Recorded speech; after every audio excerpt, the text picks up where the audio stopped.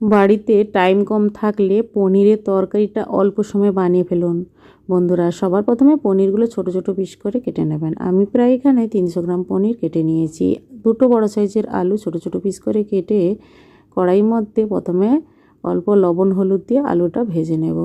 আলু ভেজে নেওয়ার পর পনিরটাও কিন্তু আমি কড়াইয়ের মধ্যে ভেজে নেব, ভেজে তুলে নেব। আপনারা চাইলে পনিরটা জলে ভিজিয়ে রাখবেন, নরম থাকবে।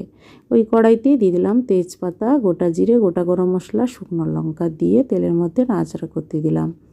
গ্যাসের ফ্লেমটা লো রেখেছি। মিক্সি জারে কাজু বাদাম, টমেটো, কাঁচা লঙ্কা, আদা অল্প জল দিয়ে পেস্ট করে নেব। তারপর কড়াইয়ের মধ্যে মিক্সিতে পেস্ট করে রাখা মশলাটা দিয়ে দেব। দেওয়ার পর দিয়ে দিতে হবে কাশ্মীর লঙ্কার গুঁড়ো, সামান্য হলুদ গুঁড়ো। আর কাশ্মীর লঙ্কার গুঁড়োটা দিতে চাইলে দেবেন, না দিলেও কোনো অসুবিধা নেই। তারপর দিয়ে দিলাম সামান্য চিনি, রান্নার টেস্টটা ভালো আসার জন্য।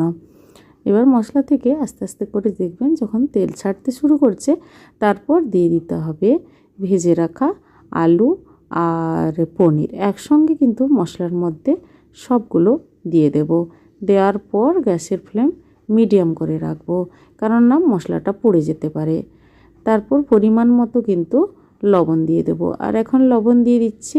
ভাজার সময় লবণ দিয়েছিলাম, তবে রান্নাতে সামান্য লবণ দিয়ে দেব।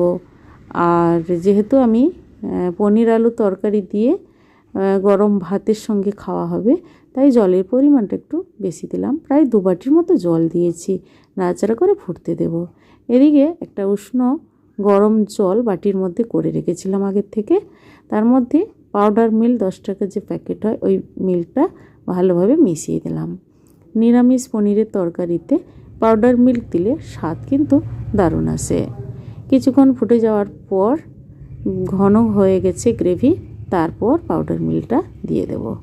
দেওয়ার পর আরও মিনিট 2 ফোটাবো, স্বাদটা ভালো আসবে।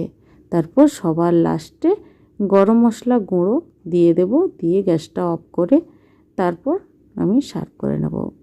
বন্ধুরা, এইভাবে চটজলদি পনিরের তরকারি বানাবেন, বাড়িতে মাছ, মাংস, ডিম আর দরকার হবে না।